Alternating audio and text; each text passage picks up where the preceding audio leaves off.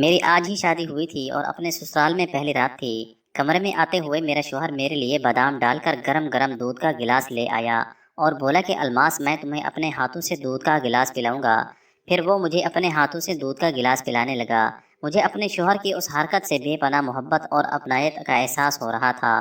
میرے شوہر کا نام عدنان تھا۔ وہ دودھ کا گلاس پی کر مجھے بہت سکون سے محسوس ہونے لگا اور اسی وقت نیند آ گئی۔ لیکن صبح جب میری آنکھ کھلی تو میں نے دیکھا کہ میرے پیروں پر دوپٹہ باندھا ہوا ہے۔ میں نے ارد گرد دیکھا تو عدنان بھی کمرے میں نہیں تھے۔ مجھے بے حد حیرانی بھی ہوئی کہ یہ سب کیا چکر ہے، کیونکہ ایسی عجیب حرکت میرے ساتھ پہلے کبھی نہ ہوئی تھی۔ ابھی میں انہی سوچوں میں گم بیٹھی تھی کہ عدنان کمرے میں داخل ہوا اور دوپٹے کی جانب حیرانگی سے دیکھتے ہوئے بولا کہ الماس تم نے یہ کیوں باندھا ہوا ہے؟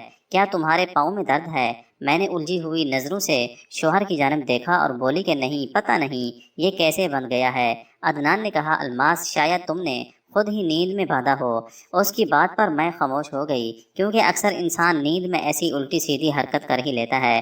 وہ میرے پاؤں سے دوپٹہ کھولتا وہاں سے خاموشی سے باہر چلا گیا۔ اپنے شوہر عدنان کے باہر جاتے ہی مجھے ماضی کا وہ وقت یاد آ گیا جب اس شخص نے مجھے میری ساری خامیوں کے ساتھ مجھے قبول کیا تھا۔ میرا نام الماس ہے۔ میرے دکھ اس وقت شروع ہوئے جب مجھے میری زندگی کی بہت بڑی خوشی ملنے والی تھی، یعنی جب میں ماں بننے والی تھی۔ میں نے اپنی ماں کے آگے ہاتھ جوڑ دیے اور کہا کہ خدا کے لیے مجھے میرے بچے کی ایک جھلک ضرور دکھانا۔ میری ماں نے بھی ایک ہلکی سی مسکراہٹ کے ساتھ ہاں میں سر ہلایا اور میرے سر پر ہاتھ رکھ کر مجھے ڈھیروں دعائیں دی۔ تھوڑی ہی دیر بعد اللہ نے مجھے اولاد جیسی نعمت سے بھی نواز دیا، مگر اس وقت تکلیف اتنی زیادہ تھی کہ میں نیم بے ہوش ہو گئی۔ لیکن پھر بھی آخری آواز جو میرے کانوں میں پڑی تھی وہ ایک بچے کے رونے کی تھی۔ ہاں، وہ میرے اپنے بچے کی چیخ کی آواز تھی۔ لیکن اس وقت میں اتنی ہمت میں باقی نہ تھی کہ میں اپنے بچے کو دیکھ بھی سکوں۔ نہ جانے کتنی دیر یا کتنے گھنٹے سونے کے بعد جب میری آنکھ کھلی تو میں نے ماں کو اپنے سرانے بیٹھے پایا، مگر میری آنکھیں پورے کمرے میں ادھر ادھر اس ننھے سے وجود کو تلاش کر رہی تھی جسے میں نے ابھی اپنی کوکھ سے جنم دیا تھا۔ لیکن جب مجھے اس کی جھلک دکھائی نہ دی تو میں نے آخر اماں سے پوچھا کہ اماں میرا بچہ کہاں ہے؟ پہلی بار میرے پوچھنے پر تو وہ خاموش رہی، مگر جب میں نے دوسری مرتبہ زور دے کر پوچھا تو وہ ہے حد افسردہ چہرے کے ساتھ بولی کہ الماس بیٹی، تیرا بچہ مرا ہوا پیدا ہوا تھا۔ مگر ان کی بات سے میرے پورے جسم پر جیسے قیامت پر پا ہو گئی تھی۔ میں ایک دم سے چلا اٹھی اور بولی کہ اماں آپ جھوٹ بول رہی ہیں،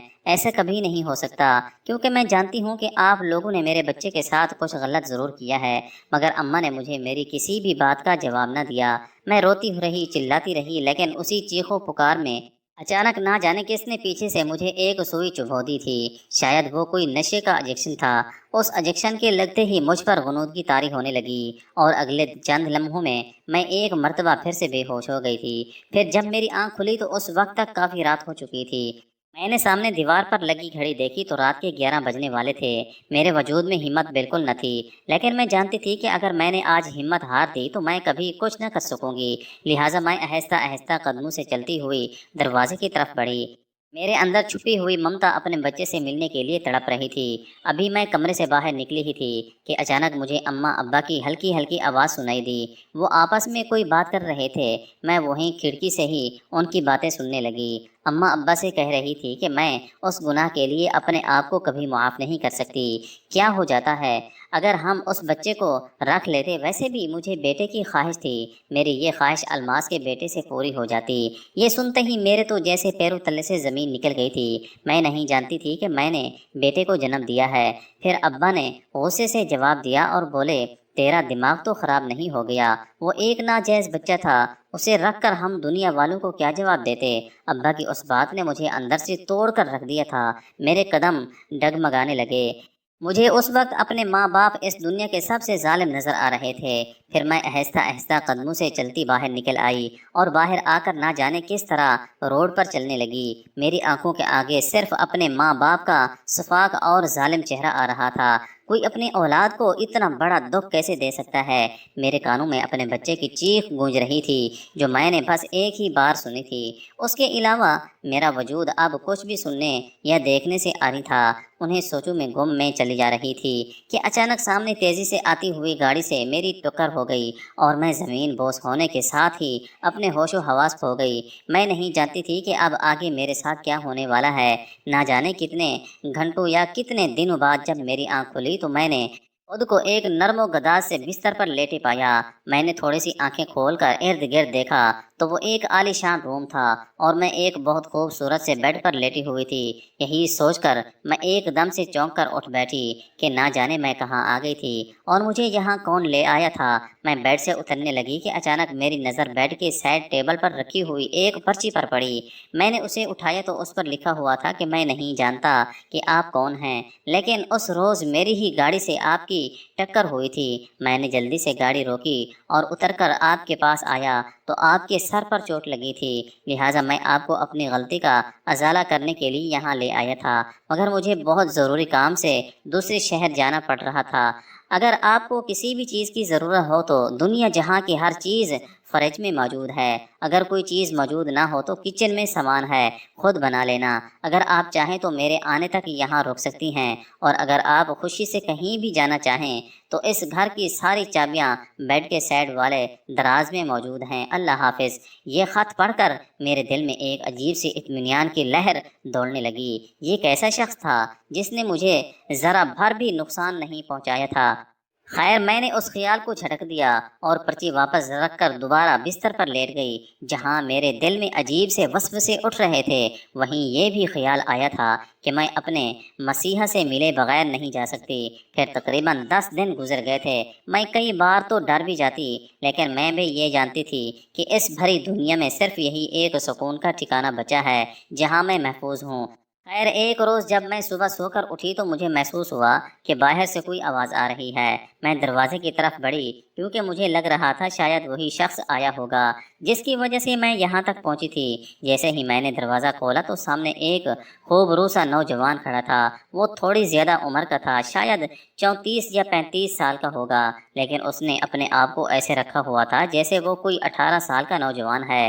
اس نے فوراً میری طرف پلٹ کر دیکھا اور بولا، اب کیسی طبیعت ہے آپ کی؟ میں تھوڑی جھجک کے ساتھ بولی کہ ٹھیک ہوں۔ تب وہ میرے پاس آیا اور بولا کہ مجھے لگا کہ شاید آپ یہاں سے چلی جائیں گی۔ نہ جانے کیوں اس کی یہ بات سنتے ہی میرے لبوں سے بے ساختہ نکل گیا کہ میرے پاس اب کوئی چھت نہیں ہے جہاں کہ میں جاؤں، لیکن پھر یہ کہہ کر مجھے شرمندگی سی بھی محسوس ہونے لگی۔ وہ مسکرایا اور بولا، میرا نام ریحان ہے اور آپ کو فکر کرنے کی ضرورت نہیں ہے، آپ اس گھر میں خوشی سے رہ سکتی ہیں، میں تو ویسے بھی زیادہ تر وقت باہر ہی رہتا ہوں۔ اس کی یہ بات سن کر مجھے بہت تسلی ہوئی کیونکہ مجھے وہ کوئی دھوکے باز شخص نہیں لگ رہا تھا۔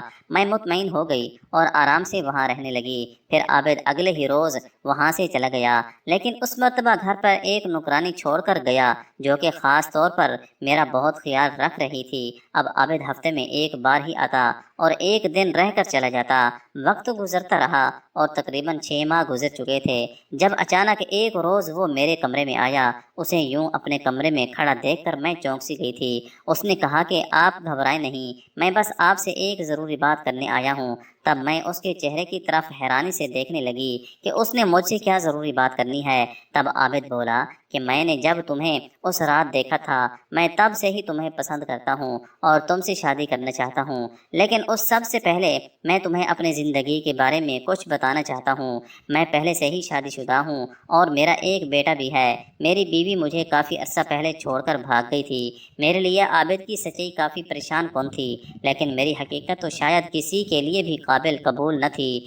اس نے مجھ سے پوچھا کہ اب اگر میں تم سے اس رشتہ میں بندھنا چاہتا ہوں تو اس سے پہلے تم اپنے بارے میں بھی مجھے سب کچھ بتا دو گی تو بہتر رہے گا۔ میں نے نم آنکھوں سے اس کی جانب دیکھا اور بولی کہ میرا نام الماس ہے اور میں ایک درمیانے طبقے سے تعلق رکھتی تھی، لیکن میری بدقسمتی یہ تھی کہ میں ایک لڑکے سے محبت کر بیٹھی تھی اور اس محبت میں ملاقاتوں کا سلسلہ ایسا بڑھا کہ میں جلد ہی امید سے ہو گئی، لیکن اس لڑکے نے مجھے اس حالت میں قبول کرنے سے انکار کر دیا اور مجھے بیچ میں چھوڑ دیا۔ جب میرے ماں باپ کو اس بات کا علم ہوا تو انہوں نے مجھے نفرت دی، اور پھر انہوں نے بڑی خاموشی سے میرے اس بچے کو پروان چڑھنے دیا اور پیدا ہوتے ہی اسے مار دیا۔ اب میں نہ تو پیچھے جا سکتی ہوں اور نہ ہی میرے پاس کوئی اور ٹھکانہ ہے کہ جہاں چلی جاؤں، لیکن مجھے صرف اس ایک بات کا دکھ ہے کہ میں نے ایک بیٹے کو جنم دیا ہے اور میں اپنے بیٹے کا منہ تک نہ دیکھ سکی۔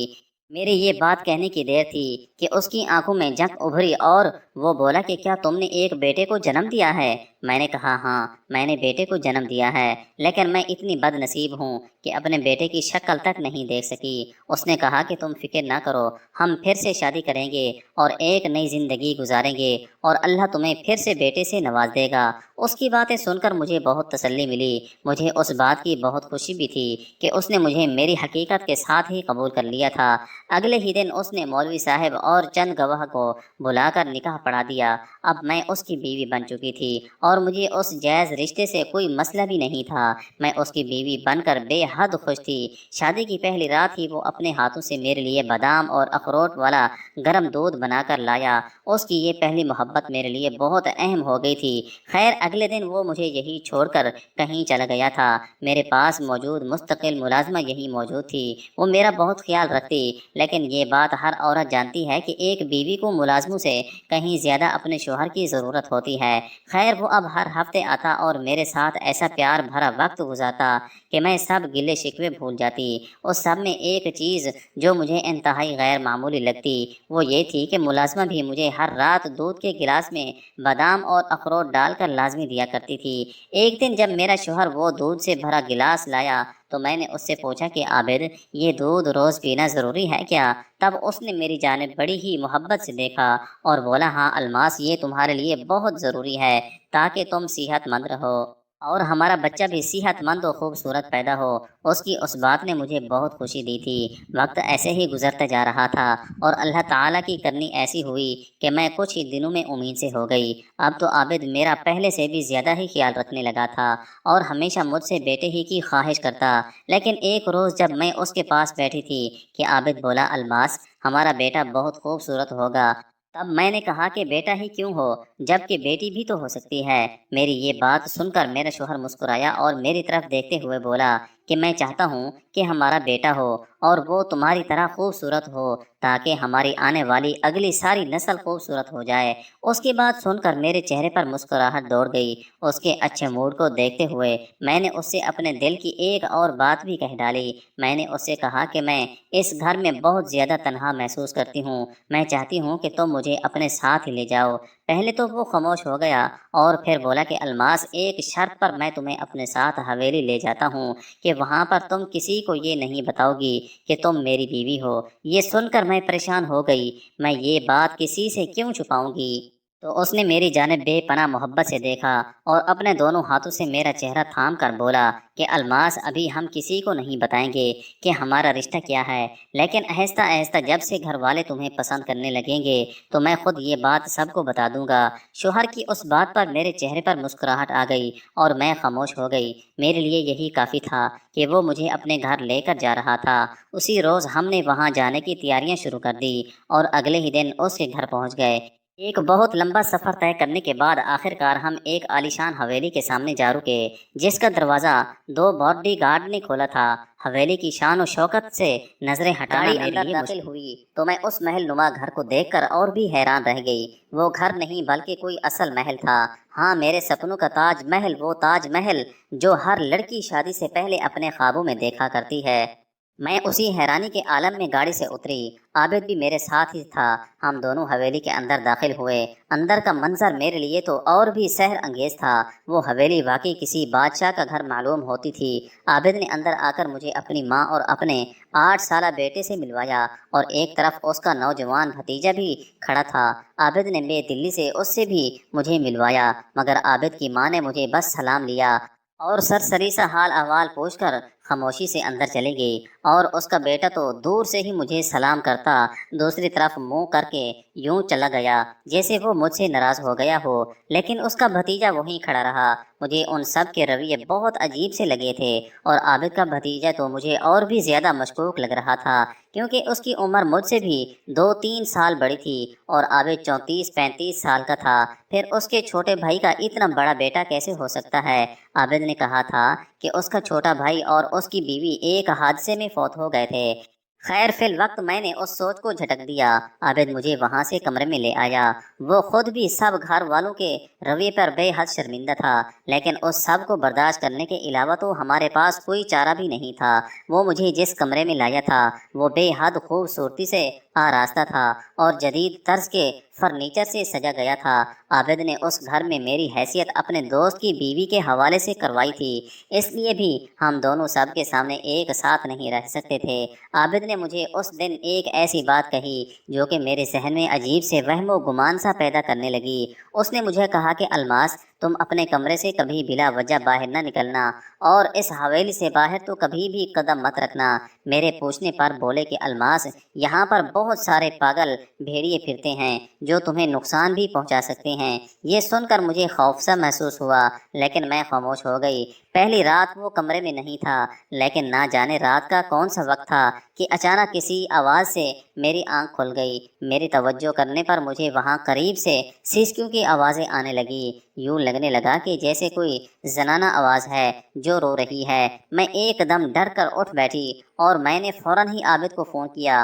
عابد بھی اسی وقت کمرے میں آ گیا۔ میں گھبرائی ہوئی سی بیڈ پر بیٹھی تھی۔ عابد کے اندر آتے ہی میں اس کے سینے سے لگ گئی اور بولی کہ عابد، آپ کو بھی آ رہی ہے نا ایسی آوازیں؟ تو اس نے کہا کہ نہیں الماس، مجھے تو ایسی کوئی آواز نہیں آ رہی، شاید یہ تمہارا وہم ہے۔ مگر میں بار بار اسے کہتی رہی کہ نہیں، یہ میرا وہم نہیں ہے، لیکن وہ مجھے بار بار جھٹلاتا رہا، اور پھر مجھے بادام اور اخروٹ مجھے گرم دودھ کا گلاس دے کر سلا دیا۔ جب اگلے دن صبح اٹھی تو مجھے بار بار یہ وہم ہوتا رہا کہ آخر اس گھر میں ایسا کیا ہے جو مجھے کل سے بے چین کر رہا ہے۔ خیر دن کا آغاز ہو چکا تھا۔ عابد کا بھتیجا راشد مجھ سے بہت کچا کچا سا رہتا تھا، مگر میں نے 1-2 بار اس سے بات کرنے کی کوشش بھی کی، لیکن اس نے مجھے نظر انداز کر دیا۔ عابد کا بیٹا تو مجھے نظر بھی نہ آیا، شاید وہ کسی سے زیادہ بات ہی نہیں کرتا تھا۔ خیر میں اس دوپٹہ والی بات کو بھول چکی تھی، لیکن رات کو پھر سے جب میں گرم دودھ پی کر سوئی تو صبح میرے پاؤں اسی طرح بندھے ہوئے تھے۔ میرے تو دل میں عجیب سے وسوسے اٹھنے لگے تھے۔ اب مجھے وہ سسکیوں کی آوازیں تو نہیں آتی تھی، لیکن یہ جو نیا کام شروع ہوا تھا اس سے مجھے ڈر لگنے لگا تھا۔ عابد جیسے ہی کمرے میں آیا، میں نے اسے ساری صورتحال بتائی تو اس کے چہرے پر تشویشناک سے تاثرات ابھرے آئے۔ اس نے کہا کہ الماس، لگتا ہے کہ میرا شک صحیح نکلا۔ میں ایک دم پریشان ہوئی اور بولا کہ عابد، کون سا شک؟ تو اس نے کہا کہ بہت پہلے اس حویلی میں ایسی ہی عجیب و غریب حرکتیں ہوتی تھی اور ہمیں پتہ چلا تھا کہ یہاں جنوں بھوتوں کا سایہ ہے۔ مجھے لگتا ہے کہ پھر سے ایسے ہی کوئی اثرات ہو رہے ہیں۔ یہ سن کر ایک دم جیسے میرے جسم سے جان سی نکل گئی تھی۔ تب عابد نے میرا ہاتھ پکڑا اور مجھے تسلی دیتے ہوئے کہا کہ الماس، تم فکر نہ کرو، جیسے ہی ہمارا بیٹا پیدا ہوگا ہم یہاں سے کہیں اور چلے جائیں گے۔ اس کی بات سن کر مجھے بہت تسلی ہوئی۔ میں نے پانی کا گلاس سائڈ ٹیبل سے اٹھا کر پینے کے لیے ہاتھ آگے کیا تو مجھے کھڑکی میں راشد کھڑا نظر آیا۔ جیسے ہی میری نظر اس پر پڑی وہ وہاں سے بھاگ گیا، شاید وہ ہماری باتیں سن رہا تھا۔ میرا ذہن عجیب سی کشمکش میں مبتلا ہو گیا تھا کہ آخر یہ کیا چکر ہے۔ اب تو مجھے ڈر بھی لگ رہا تھا کہ کہیں راشد ہم دونوں کے بارے میں کسی کو بتا نہ دے، لیکن میں نے عابد سے اس بات کا ذکر نہیں کیا۔ لیکن میں نے عابد سے بہت ضد کی کہ اب آپ گھر والوں کو ہماری سچائی بتا دیں، مگر وہ میری اس بات پر کسی طور پر بھی راضی نہیں ہو رہا تھا۔ خیر اگلے دن میں نے تہیہ کر لیا تھا کہ میں راشد سے خود ملوں گی۔ اس سے پہلے کہ میں اس کے پاس جاتی کہ وہ موقع ملتے ہی میرے کمرے میں آ گیا، لیکن اس کے چہرے پر عجیب سے تاثرات نمایاں دیکھے جا سکتے تھے۔ وہ ابھی اندر داخل ہی ہوا تھا کہ عابد آ گیا، اور پھر عابد نے شدید شعلہ بار نظروں سے راشد کی جانب دیکھا اور کہا کہ تم ابھی اسی وقت اس کمرے سے نکل جاؤ۔ اس کی بات سنتے ہی عابد وہاں سے چلا گیا، جبکہ عابد میری طرف غصہ سے مڑا اور بولا کہ میں نے تمہیں منع کیا تھا کہ تم اس لڑکے سے بات نہیں کرو گی، پھر آخر کیوں تم نے اسے کمرے میں آنے دیا؟ عابد کو اس قدر غصہ میں نے آج پہلی دفعہ دیکھا تھا۔ میں نے فوراً ان سے معافی مانگنا بہتر سمجھا۔ میں نے عابد سے کہا کہ مجھے معاف کر دو، آئندہ ایسا نہیں ہوگا۔ میری بات پر وہ چپ تو ہو گیا، لیکن اس کے بعد وہ مجھ پر کڑی نگرانی رکھنے لگا۔ لیکن اب دوسری جانب میرے اندر راشد سے بات کرنے کی لگن اور بھی بڑھ گئی تھی۔ آخر ایک دن جب عابد گھر پر نہیں تھا تو میں خود راشد سے ملنے اس کے کمرے میں چلی گئی۔ پہلے تو وہ مجھے وہاں دیکھ کر حیران ہوا، لیکن میں نے فوراً سے کہا کہ راشد حیران مت ہو، میں یہاں تم سے کچھ ضروری بات کرنے آئی ہوں۔ وہ میری جانب سوالیہ سے نظروں سے دیکھنے لگا اور پھر بولا، جی پوچھیں، کیا پوچھنا چاہتی ہیں آپ؟ میں نے کہا کہ وہ سب جو تم جانتے ہو۔ تب راشد چند سیکنڈ خاموش رہا اور پھر بولا کہ میں جانتا ہوں آپ کے اور عابد چچا کے بیچ کیا رشتہ ہے۔ میں ان کے اس بھائی کا بیٹا ہوں جسے انہوں نے بہت سال پہلے جائیداد کے ہوش میں مار ڈالا تھا۔ یہ سن کر میرے تو جیسے ہوش اڑ گئے تھے۔ میں اس کی جانب گھورتے ہوئے بولی کہ یہ تم کیا بکواس کر رہے ہو؟ تب اس نے کہا کہ میں کوئی بکواس نہیں کر رہا، بلکہ یہی سچائی ہے۔ عابد چچا آپ سے پہلے یہاں 4 عورتوں کو لا چکے ہیں، صرف یہ کہہ کر کہ وہ ان کے دوست کی بیویاں ہیں، لیکن یہ شخص انہیں صرف اور صرف بیٹے کے لالچ میں ہی یہاں لایا تھا، اور جب ان عورتوں کو بیٹے نہ ہوتے تو وہ اچانک سے غائب ہو جاتی اور کوئی بھی نہیں جانتا کہ وہ کہاں ہیں۔ لیکن ایک بات ہے کہ رات کے وقت حویلی میں کسی کو بھی کمرے سے باہر نکلنے کی اجازت نہیں ہے۔ میں نے کہا کہ راشد، میں کیسے یقین کر لوں تمہاری باتوں کا؟ تب اس نے کہا کہ اگر یقین نہ آئے تو آج رات کمرے سے باہر نکل کر دیکھ لینا، اور پھر عابد چچا کا رویہ میرے سب سوالوں کے جواب تمہیں دے دے گا۔ اور وہ دوپٹہ جو آپ کے پیروں میں باندھا جاتا ہے وہ بھی صرف اسی لیے باندھا جاتا ہے تاکہ اگر آپ اٹھ کر چلنے لگی تو گر جائیں اور وہ آواز سن کر محتاط ہو جائیں۔ اس کے ہر ایک لفظ نے میرے اندر سنسنی بکھیر دی تھی۔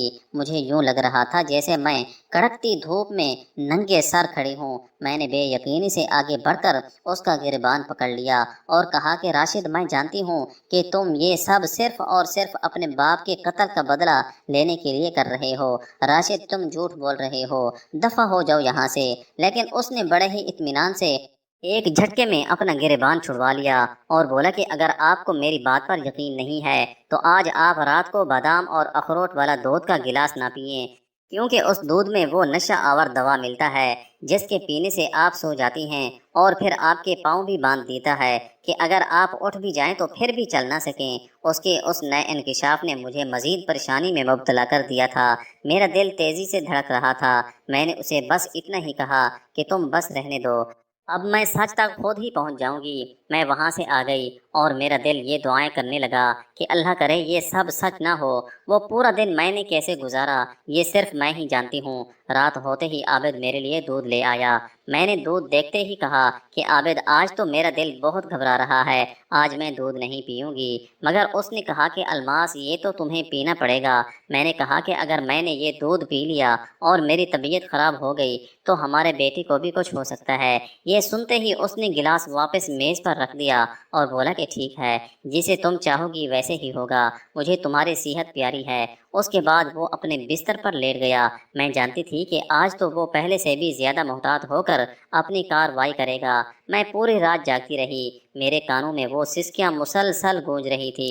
رات کو 2 بجے یا 2:30 بجے کا وقت تھا جب عابد آہستہ سے بستر سے اٹھ کر کمرے سے باہر چلا گیا۔ میں بھی دبے قدموں اس کے پیچھے پیچھے چل پڑی۔ اس نے کچن میں سے کچھ کھانا لیا اور کچن سے باہر جا کر ایک کونے میں زمین پر سے ایک فرش کی طرح بنا ہوا تختہ ہٹایا۔ اس سے کوئی یہ اندازہ نہیں لگایا جا سکتا تھا کہ یہاں نیچے کوئی تہہ خانہ بھی ہے۔ میرا دل تیزی سے دھڑک رہا تھا۔ میں وہیں دور سے ہی آوازیں سننے لگی۔ عابد کے اندر جاتے ہی وہ سسکیاں تھم سی گئی تھی اور اندر سے عورتوں کی آوازیں آنے لگی۔ وہ کافی سارے عورتیں تھیں جو عابد کی منتیں کر رہی تھی کہ خدا کے لیے ہمیں یہاں سے نکلنے دو۔ یہ سب سن کر میرا جسم پوری طرح سے لرز گیا تھا۔ میں وہاں سے جلدی سے واپس اپنے کمرے میں آ گئی۔ تب ہی راشد بھی کمرے میں آ گیا۔ وہ بھی شاید آج اسی انتظار میں جاگ رہا تھا کہ وہ میں لازمی باہر جا کر دیکھوں گی۔ راشد میری شدید کپ کپاتی حالت دیکھ کر بولا کہ اب بھی آپ کو کوئی شک باقی ہے؟ میں نے ڈرتے ہوئے نفی میں سر ہلا دیا۔ اب بس مجھے یہاں سے کسی طرح نکلنا تھا۔ اسی وقت وہیں بیٹھے بیٹھے راشد اور میں نے جلدی جلدی ایک پلان بنایا، کیونکہ وہاں پر پہرا بہت سخت تھے۔ میں عابد کی اجازت کے بغیر باہر نہیں جا سکتی تھی۔ اگلے روز میں نے عابد سے کہا کہ آج تو مجھے اپنی طبیعت بہت خراب لگ رہی ہے، مجھے ڈاکٹر کے پاس لے چلو۔ مگر عابد پہلے تو میری بات پر راضی نہ ہوا، لیکن پھر جب میں نے کہا کہ اگر تم مجھے ڈاکٹر کے پاس نہ لے کر گئے تو ہمارے بیٹے کو بھی کچھ ہو جائے گا، یہ سنتے ہی وہ فوراً راضی ہو گیا اور مجھے ڈاکٹر کے پاس لے گیا۔ لیکن میرے دل میں تو کچھ اور ہی منصوبہ چل رہا تھا۔ وہاں جا کر ابھی ہم اپنی باری کا انتظار ہی کر رہے تھے کہ اچانک وہیں ہسپتال میں پولیس نے چھاپا مار دیا۔ وہاں پولیس کے ساتھ عابد کی وہ چاروں بیویاں بھی ان کے ساتھ تھی۔ شاید یہ لوگ پہلے ان کو چھڑا کر لے آئے تھے۔ رات کو راشد اور میں نے یہی منصوبہ بنایا تھا کہ ہمارے جانے کے بعد راشد پولیس کارروائی کرائے گا۔ سب نے عابد کے خلاف گواہی دی تھی اور عابد کو ذہنی مریض ثابت کیا، مگر عابد تو غصہ میں آگ بگولا ہو چکا تھا، لیکن اب وہ کچھ نہیں کر سکتا تھا۔ اسے پولیس پکڑ کر لے گئے تھے۔ میرے دل میں ایک سکون کی لہر جاگی تھی۔ وہ تینوں عورتیں اپنے اپنے گھروں کو لوٹ گئی تھی اور میں دارالامان میں چلی گئی تھی۔